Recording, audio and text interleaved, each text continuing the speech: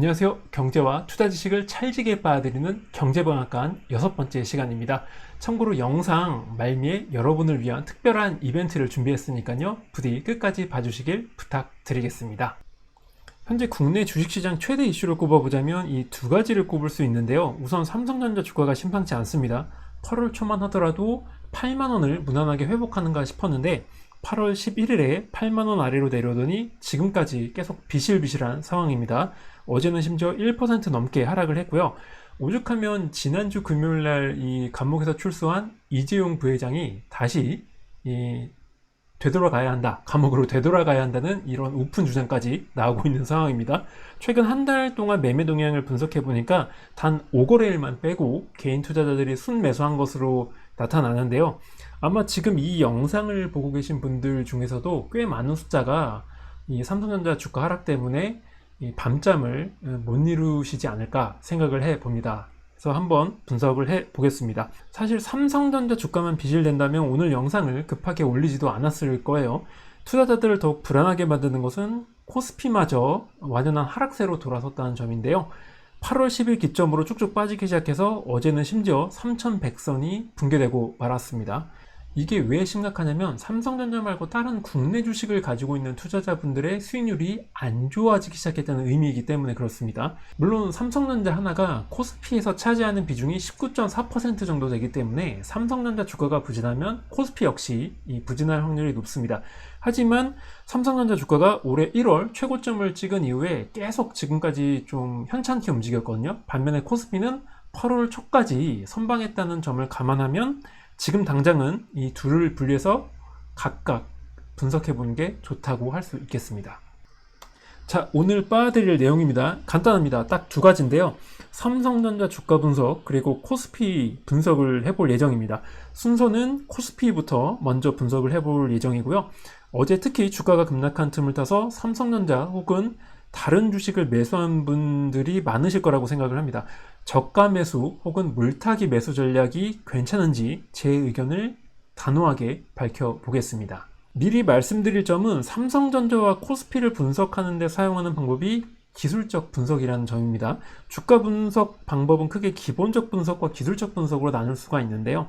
기본적 분석은 기업이 벌어들이는 이익이나 자산 가치 등을 활용해서 주가가 적정한지를 측정을 합니다. 반면에 기술적 분석은 다른 거 다 필요 없고 숫자 하나에만 집중을 하는데요. 여기서 말하는 숫자는 주가가 될 수도 있고 주가 궤적에서 파생된 보조지표를 의미할 수도 있습니다. 저 개인적으로는 주가를 분석할 때 6대4 정도의 비율로 기술적 분석을 좀 많이 사용하는 편이고요. 예를 들어서 삼성전자에 대해서 기본적 분석을 한다고 치면 전 세계 반도체 시장 상황, 자동차, 전장 반도체 시장 상황, 글로벌 경기 회복 등을 몽땅 다 다뤄야 합니다. 그래서 이렇게 되면은 분량이 한없이 이제 길어지고요. 시청자분들을 좀 납득시키는 측면에서 기술적 분석보다 좀 메리트가 떨어진다는 생각이 들었어요. 만약 기술적 분석을 극도로 혐오하시거나 철저한 기본적 분석 신봉자시라면 오늘 제가 말씀드린 내용이 그다지 와닿지 않으실 겁니다. 설령 그렇더라도 오늘 영상 끝까지 보시는 걸 추천드리겠습니다. 왜냐하면 제가 사용하는 이 기술적 분석의 정확도가 꽤 높거든요. 영상 하단을 보시면 아마 제 블로그 링크를 걸어놨을 텐데요. 제가 2012년부터 심혈을 기울여서 운영을 해온 블로그입니다. 블로그에 제가 코스피 분석글을 올릴 때마다 항상 사용을 해왔고요. 독자분들로부터 인정을 받은 분석 기법이라고 봐주시면 되겠습니다. 그도 그럴 것이 제가 직접 만들어낸 지표고요. 시계열 분석이라든지 백테스팅을 통해서 정확도를 엄청나게 끌어올린 그런 지표입니다. 그 결과 주가 변곡점을 잘 짚어낸다는 특징이 있으니까요. 영상을 끝까지 봐주시길 다시 한번 부탁드리겠습니다. 마지막으로 한 가지 더. 7월 21일이라는 날짜를 꼭 기억해 주시기 바랍니다. 바로 코스피 주식을 매도하라고 제가 블로그에 올린 날입니다. 그때부터 지금까지 계속 매도 의견을 유지하고 있고요. 그럼 분석을 시작해 보겠습니다. 네, 제가 직접 만들어낸 지표라고 말씀을 드렸는데 별도의 이름은 없습니다. 굳이 이름을 붙이자면 자체 고안 변동성 지표고요. 이 아래 그래프에 보시는 검은 선이 바로 변동성을 나타낸다고 보시면 될 것 같습니다. 사실 이 검은 선, 이게 어떻게 그려지는지는 제가 유튜브 채널 첫 번째 맨 처음 올린 영상에 자세히 설명을 해놨는데요. 지금 복잡하게 말씀드리기보다는 간단하게 설명을 드릴게요. MACD라는 아마 기술적 지표 여러분 잘 아실 겁니다. 그리고 RSI라는 지표도 잘 아실 거예요. 그 두 개의 지표가 그려지는 원리를 제가 응용했습니다. 그래서 별도의 산식을 제가 좀 꾸며봤고요. 각각의 뭐 주가, 수치를 그 산식에 때려 넣어서 얻어지는 결과물이 이 선이라고 보시면 될 것 같습니다. 그리고 해석하는 방법은 첫 번째로 보실 점은 검은 선이 올라가느냐 내려가느냐, 당연히 올라가면은 주가가 좋은 거예요. 그리고 반대로 검은 선이 내려가면 안 좋은 거고요.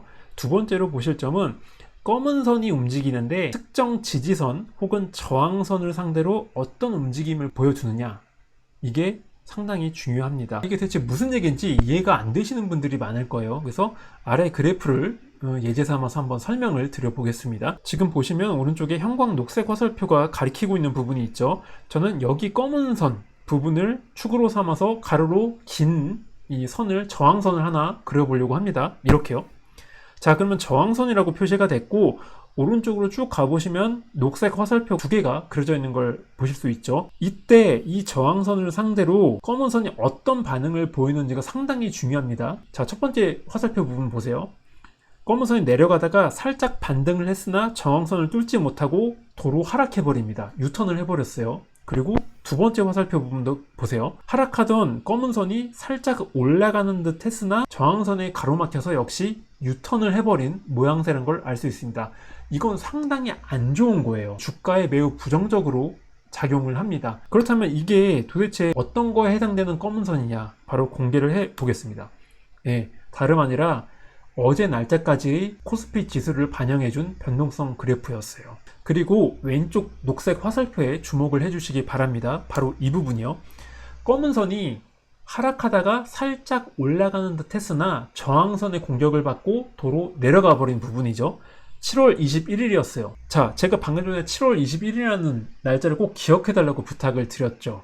저는 이때 이미 검은 선의 변동성이 심상치 않게 움직이는 걸 감지하고서 코스피가 위기 신호다, 코스피를 매도하는 게 좋겠다라는 판단을 내린 거예요. 그리고 7월 21일 이후에 검은 선이 움직인 궤적을 보시면 하락을 쭉 하다가 두 번째 화살표 부분에서 살짝 반등을 줬죠. 그러나 역시 이때도 저항선을 뚫지 못하고 도로 하락해 버렸어요. 코스피 위험 신호가 한 번이 아니라 두 번이 나타났다는 신호입니다. 그래서 저는 당시 블로그에 이렇게 썼습니다. 한번 맨 아래 부분을 보시죠. 오늘의 결론, 매도 의견으로 바꾼다. 이는 코스피를 보는 필자의 관점이 한 단계 부정적으로 바뀌었다는 걸 의미한다. 매수는 금물이다. 자, 한번 당시 상황을 볼게요. 변동성 그래프. 이 부분 제가 방금 전에 검은 선을 축으로 이 가로로 저항선을 그렸다는 그 부분이고요. 오른쪽으로 쭉 이제 보시면 지지선이라고 제가 당시에 명명을 해놨는데 이해하시는 데는 크게 지장은 없습니다. 그리고 지금 나타나는 하늘색 화살표 원한 부분을 보시면 지지선 위로 약간 올라가는 듯 하다가 단단함에 막혀서 도로 유턴해서 하락하고 있다는 걸 잘 아실 수가 있어요. 그래서 저는 결국 7월 21일 기준으로 코스피에 대해서 매도 의견으로 돌아섰던 것이죠. 분석 정확도를 높이기 위해서 저는 항상 변동성 그래프를 두 가지 버전으로 만들고 있습니다. 한번 보실게요. 여기 검은 선의 전저점 부분을 축으로 여기서도 역시 가로로 쭉 선을 그려주겠습니다. 이게 저항선 역할을 하는 셈이에요. 아이고, 지금 이제 마우스로 지금 제가 그리고 있어서 약간 좀 글자가 삐뚤빼뚤합니다. 그리고 첫 번째로 중요하게 봐야 될 게 검은 선의 등락 여부라고 말씀을 드렸죠. 검은 선이 전체적으로 하강하고 있고요. 오케이. 두 번째로 중요하게 봐야 될 게 검은 선이 지지선 혹은 저항선을 상대로 어떤 반응을 보이느냐, 이렇게 말씀을 드렸는데, 마찬가지로 여기 화살표 부분을 보시면 검은 선이 상승하는 듯 하다가 저항선에 막혀서 유턴하고 있는 걸 알 수 있죠. 그리고 쭉 내려가다가 이때도 여기 올라가는 듯 했지만 저항선에 가로막혀서, 물론 거리가 조금 있습니다만 그래도 모양 자체는 저항선에 막힌 모양새를 띠고 있어요. 그래서 지금까지 쭉 내려가고 있다는 걸 알 수가 있어요. 그리고 여기 첫 번째로 가로막힌 부분 쭉 내려가다 보면은 이게 바로 7월 말, 7월 21일이 된다는 얘기죠. 7월 21일에 설령 매도하지 못했더라도 기회는 충분히 있었습니다. 언제? 바로 이 부분. 두 번째로 저항선 돌파에 실패했던 부분, 바로 8월 초반이었던 거죠. 지금이 8월 19일, 8월 20일이니까 그래도 일주일 이상의 여유가 있었다는 뜻입니다. 그리고 지금 가장 궁금해 하시는 그것, 코스피는 어떻게 되는 겁니까? 간단합니다.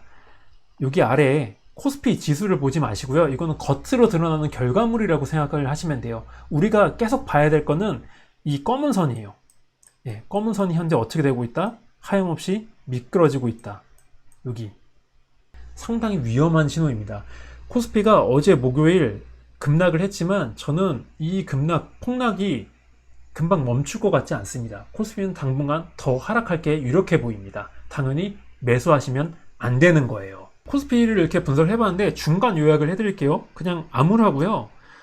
예, 어제 급락 훨씬 오래전부터 변동성은 불안 조짐을 보였습니다. 언제? 1차적으로는 7월 21일, 2차적으로는 8월 초, 그리고 현재도 이 검은 선이 줄기차게 하락하고 있고요. 따라서 코스피 추가 폭락, 하락 가능성이 매우 높다고 저는 생각을 합니다. 괜히 왼쪽에 이 개구리 우울한 표정 등장시킨 게 아니에요. 절대로 저가 매수, 물타기 매수 드립다 하시면 안 되는 지금 시기입니다. 위험합니다. 만약에 매수를 하시고 싶다면 제가 보여드린 이 변동성 지표, 검은 선이 어느 정도 올라온 다음에, 반등한 다음에 매수하시는 걸 추천드리겠습니다. 그리고 의미 있는 변화가 저한테 포착이 되면 또 유튜브 영상을 통해서 알려드리도록 하겠습니다.